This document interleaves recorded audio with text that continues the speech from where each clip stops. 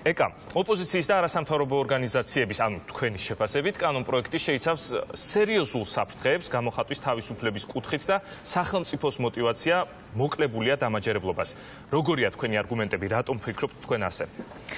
კიდევ ერთხელ მოგესალმებით, ძალიან დიდი მადლობა მოწვევისთვის. მადლობა თქვენ რომ ჩვენთან ერთად ხართ. მე მინდა ვთქვა რომ პირველ რიგში ჩვენ ვსაუბრობთ იმ კონტექსტზე, რომელიც არსებობს დღეს ქვეყანაში და ჩვენ ვკითხულობთ რა საჭიროება არის რომ ეხლა მივიღოთ აი ესეთი გამოხატვის თავისუფლების შემზღუდველი ნორმა. მოდით გავმარტოთ რას გულისხმობთ კონტექსტში პირველ რიგში. კონტექსტი არის ის რომ რამოდენიმე თვის წინ და რაღაც პერიოდის განმავლობაში ჩვენ ვნახეთ რომ მაშინ როდესაც კონკრეტულმა პირებმა კონკრეტული განცხადებები გააკეთეს ეს არ მოეწონა სხვა ჯგუფებს რომლებმაც არ გაიზიარეს ეს განცხადებები და ეს გახდა მათ შორის დაპირისპირების შედეგი მიზეზი მე ვფიქრობ რომ აი ზუსტად ასეთი რამ იყო ეს არის ზუსტად ის მიზეზი რის გამოც დღეს ხელისუფლება ცდილობს რომ ესეთი კანონი მიიღოს, მაგრამ ჩვენ ვსაუბრობთ იმაზე, რომ თუ კი მათი მიზანი არის ის, რომ დაიცვას კონკრეტული პირების და ჯგუფების უფლებები, მათი უფლებების დაცვის საშუალება მას დღესაც გააჩნიათ. არსებობს რიგი ნორმებისა, რომლის მიხედვითაც შესაძლებელი არის ნებისმიერი ადამიანის უფლებები იქნეს დაცული და იმ შემთხვევაში თუ კი ვინმე ამ ჯგუფს ან ადამიანებს ემუქრება კონკრეტული ქმედებით, ესეც არის დასჯადი, ასევე დასჯადი არის თუ კი დისკრიმინაციული ნიშნით გარკვეულ ქმედებას განახორციელებთ და ეს არის ასევე დამამძიმებელი გარემოება. შესაბამისად, ჩვენთვის გაუგებარი არის, რატომ არის აი ეხლა აუცილებელი ამის მიღება. ჩვენ ვფიქრობთ, რომ ეს პროცესი დაიწყო იმის გამო, რომ მთავრობის და ხელისუფლების მიზანი არის დაცული იქნას არა ყველა ჯგუფის ინტერესი და უმცირესობების ინტერესი, არამედ კონკრეტული ჯგუფის ინტერესი და კონკრეტული მოსაზრებები. შესაბამისად, კიდევ ერთხელ რომ დააფიქსიროთ ხო, ნუ იგივე მაგალითად მიხვდება თქვენ რასაც გულისხმობთ, მაგრამ ვის გულისხმობთ? ხო, ანუ დიახ, ანუ აქ საუბარი არის იმაზე, რომ არსებობენ ადამიანები, რომლებსაც არ მოწონთ მაგალითად იგივე საპატრიარქოს ქმედებები კონკრეტულ შემთხვევაში, მათ შეიძლება არ მოეწონოთ კონკრეტული განცხადებები საპატრიარქოს წარმომადგენლებისა, შეიძლება გააკრიტიკონ ის, რომ მათი ბიუჯეტი არ არის გამჭვირვალე და შესაბამისად ამის სანაცვლოდ ეს შეიძლება არ მოეწონოს ვინმე, შეიძლება არ მოეწონოს არც საპატრიარქოს ან ვინმეს, ვინც არის დაკავშირებული მასთან, ხომ? შესაბამისად ვფიქრობთ, რომ ეს არ არის სწორი ფორმა, როგორც შეიძლება ასეთი განცხადება მაგალითად ამ შინაარსის ვერ ჩაითვლებოდა ძალადობისკენ მოწოდება. ეს შეიძლება იყოს ასეთი ტიპის განცხადება შეიძლება იყოს საფუძველი იმისა, რომ ის ჯგუფები, რომლებიც ამას არ იზიარებენ, მათ დაიწყონ მაგალითად აგრესიული ქმედებები, ან შეიძლება ეს განცხადება, ან შეიძლება კონკრეტულად რომელიმე ჯგუფებს შორის განხეთქილების საგანი იყოს, ხო? მაგრამ ეს არის თუ არა ამ ჯგუფების შორის განხეთქილების საგანი და ზოგადად და ეს განცხადება იყო თუ არა ამის მიზეზი, ეს უნდა დაადგინოს შინაგან საქმეთა სამინისტრომ, ხო? შესაბამისად, აქ სუბიექტურობა ძალიან დიდი არის და რა თქმა უნდა ჩვენ უკვე საქმე გვაქვს კონკრეტული პირების მიერ გამოხატვის თავისუფლების შეზღუდვასთან.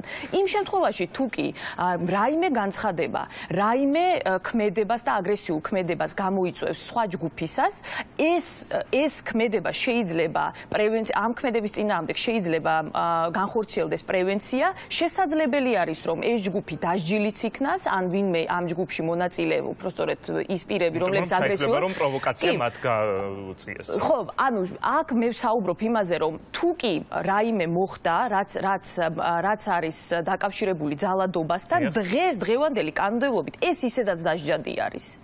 ანუ რა საჭიროება არის იმისა, რომ კონკრეტულად ჩვენ შევზღუდოთ გამოხატვის თავისუფლება. ამაზე არის საუბარი და აქ ქალბატონ ეკა, თქვენ გავრცელეთ განცხადება ამასთან დაკავშირებით და იყო საუბარი იმაზეც, რომ ეს ცვლილება ითვალისწინებს არა მხოლოდ იმას, მოწოდებას, რომ შეიძლება ადამიანი საბოლოოდ ყველაზე ცუდ შემთხვევაში 2 წლით ციხეში აღმოჩნდეს, არამედ შეიძლება ასეთ მოწოდებას თუ სასამართლომ ჩათვალა, რომ მართლაც ადგილი ჰქონდა მსგავს მოწოდებას, შეიძლება ლიკვიდაცია მოხდეს იურიდიული პირის ან მედია საშუალების. დიახ, და ზუსტად აქ მივდივართ ჩვენ, ანუ ეს ნორმა ეხება არა მხოლოდ კონკრეტული პირის გამოხატვის თავისუფლებას, არამედ ეხება ასევე უკვე ორგანიზაციებს, რომლებიც ფაქტიურად, რომელთა მიზანიც არის და საქმიანობაც არის დაკავშირებული იმასთან, რომ შეიძლება მათ რაღაც კონკრეტული პოზიცია დააფიქსირონ, ან ვინმეს პოზიცია წარმოაჩინონ თავიანთ ეთერში, ხო? კიდევ ერთხელ, ანუ აქ იმდენად დიდი არის სუბიექტურობა ამ ყველაფერში, რომ ეს არის ძალიან სენსიტიური თემა. ამ თემის შეხება არ შეიძლება, იმიტომ რომ სხვადასხვა ჯგუფების მიერ და მათ შორის იმ ადამიანების მიერ და იმ ორგანიზაციების მიერ, რომელთაც ამ ნორმის იმპლემენტაცია ევალებათ, შეიძლება ეს იყოს ამის ინტერპრეტაცია შეიძლება იყოს აბსოლუტურად სხვაგვარი და შეიძლება ამით დაირღვეს ყველაზე დიდი უფლება და ერთ-ერთი მნიშვნელოვანი თავისუფლება, რაც არის გამოხატვის თავისუფლება. გასაგებია, გადავიდეთ შემდეგ კანონპროექტზე, რომელიც მე უკვე ვახსენე, საერთაშორისო გამჭვირვალობა საქართველოს ინიციატივა, ანუ თქვენი ინიციატივა იყო ნეპოტიზმთან დაკავშირებული კანონპროექტი. პარლამენტის ადამიანის უფლებების კომიტეტმა ეს კანონპროექტი ჩააგდო და მომავალ კვირას იგეგმება უკვე იურიდიულ კომიტეტზე მისი განხილვა. რატომ მიიჩნევთ თქვენ ამ კანონის მიღებას მნიშვნელოვნად და რას უპასუხებთ ადამიანის უფლებათა კომიტეტის თავმჯდომარის არგუმენტაციას, რომ ქმედება ისედაც დასჯადია და თქვენ ფაქტობრივად ღია კარებს ამტვრევთ? იცით, მე მგონია, რომ საერთოდ აქ კომიკურ სიტუაციასთან გვაქვს საქმე, იმიტომ რომ თავისთავად ძალიან ბევრი ადამიანი, რომელიც ამ კანონპროექტზე აკეთებს კომენტარს, მას უბრალოდ არ აქვს წაკითხული ის ნორმა, რომლის მიღებასაც ჩვენ ვთავაზობთ საქართველოს პარლამენტს.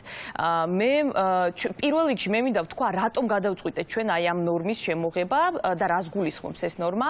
ანუ ჩვენ საუბრობთ იმაზე, რომ იმ ადამიანის პასუხისგებლობა უნდა დადგეს, ვინც სპეციალურად დაარღვია კონკურსის პირობები, ან ჩაშალა კონკურსი იმისთვის, რომ დაესაქმებინა კონკრეტული პირი. ეს პირი შეიძლება იყოს მისი ნათესავი, ან შეიძლება იყოს პარტიული აქტივისტი, ან შეიძლება იყოს სხვა პირი აბსოლუტურად, რომელსაც უბრალოდ იგი თვლის, რომ საჭიროთ, რომ იქ დასაქმდეს, ხომ?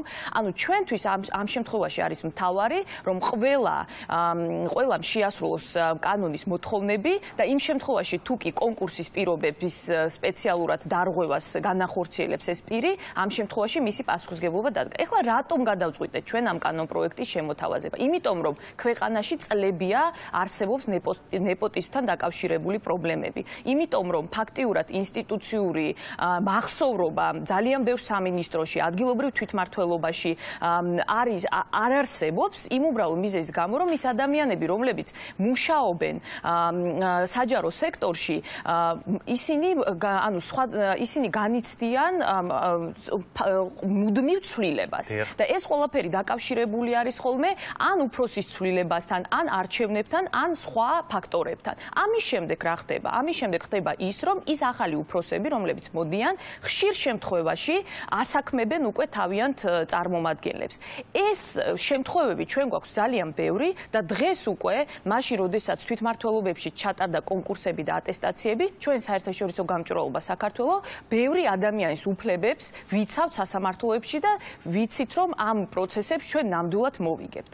ჩვენ ვფიქრობთ, რომ ძალიან მნიშვნელოვანია იმისთვის, რომ საჯარო სექტორი იყოს დაცული აი ესეთი ცვლილებების ტალღებისგან. უფროსის შეცვლა არ იწევდეს ავტომატურად თანამშრომლების შეცვლასაც. იმისთვის, რომ ახალგაზრდებს, რომლებსაც უნდათ, რომ დასაქმდნენ საჯარო სექტორში, რომ კონდეთ იმედი იმისა, რომ ისინი თუ კი გაივლიან კონკურსს, ისინი ნამდვილად დასაქმდებიან ამ სამინისტროში თუ სხვა ორგანიზაციაში, სახელმწიფო სტრუქტურაში, ზუსტად ამ ადამიანების უფლებების დაცვას ვცდილობთ ჩვენ.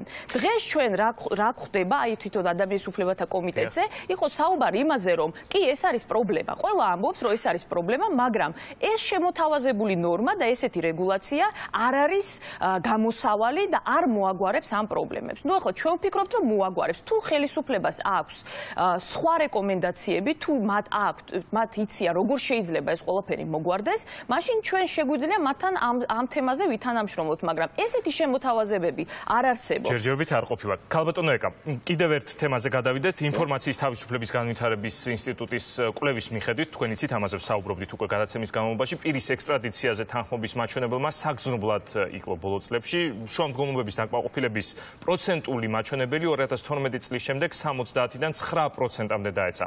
ამის მიზეზად თვითონ კვლევის ავტორები ასახელებენ იმ ფაქტს, რომ ქართველი სამართალდამცველების მხრიდან ვერ ხერხდება დანაშაულის შესაბამისად დასაბუდება. ამ კვირაში, როგორც თქვენთვის ცნობილია, რამდენიმე ყოფილ მაღალჩინოს ანზე ინტერპოლმა უკვე შეწყვიტა დევნა, რის მიზეზადაც ოპოზიცია ამ დევნის პოლიტიკურ ხასიათს ასახელებს. როგორია თქვენი პოზიცია? რა არის ამ ყველაფრის მიზეზი? მიზეზი არის, ვფიქრობ, რომ კომპლექსური. მე ვიტყოდი, რომ ზოგადად ძალიან დიდი პრობლემა არსებობს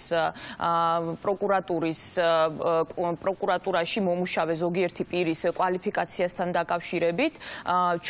ჩვენც ვაკვირდებით სასამართლოს პროცესებს უკვე წლები არის და ვინდა გითხრათ, რომ მართლაც ამ მიმართულებით ბევრი რამე არის გასაკეთებელი. ზუსტად ამიტომ ჩვენ საუბრობთ იმაზე, რომ მნიშვნელოვანი არის, რომ პროკურატურის რეფორმა ჩატარდეს. ზუსტად ამიტომ ჩვენ საუბრობთ იმას, რომ მთავარი პროკურორის თუ გენერალური პროკურორის, რასაც ჩვენ დავარქმევთ მას, მისი არჩევის წესი უნდა შეიცვალოს იმისთვის, რომ ის არ იყოს დამოკიდებული არც იმ ადამიანზე, რომელიც მას დანიშნავს, ანუ დღეს იგი დამოკიდებული არის პრემიერ-მინისტრად, რადგანაც იგი მას ნიშნავს და იგი მას ათავისუფლებს.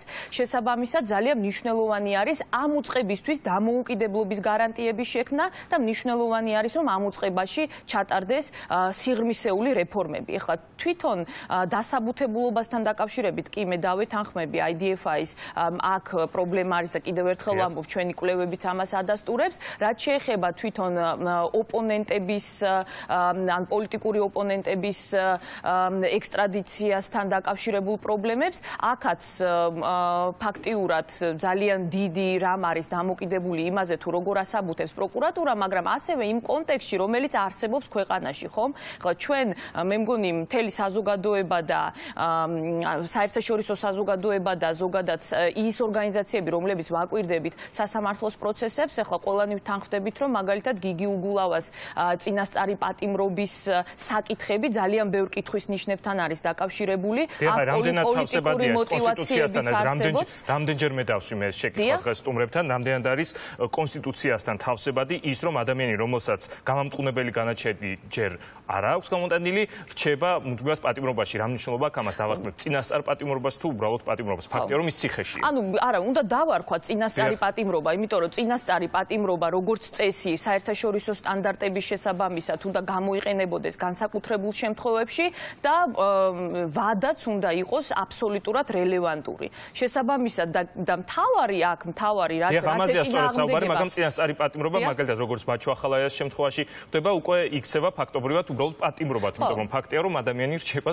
მუდმივად პატიმრობაში. ანუ აქ არის საზოგადოებას რომ მივაწოდოთ ინფორმაცია, აქ არის მარტივად საუბარი იმაზე, რომ ადამიანს შეიძლება შეეზღუდოს თავისუფლება, ხომ იგი შეიძლება იჯდეს ციხეში, მაგრამ მას უნდა დაუმტკიცდეს თავისი ბრალი. ანუ ეს არის ძალიან მარტივი. მისი ბრალი უნდა იყოს დამტკიცებული. შეიძლება იგი წინასწარ პატიმრობაში იყოს განსაკუთრებულ შემთხვევებში და მცირე ვადით, მაგრამ აი ეს წინასწარი პატიმრობა არ შეიძლება რომ ჩაითვალოს, არ შეიძლება გადაიზარდოს ზოგადად პატიმრობად, იმიტომ რომ პატიმრობა იმისთვის რომ კონდეს ადამიანს, მისი ბრალი უნდა იყოს დამტკიცებული.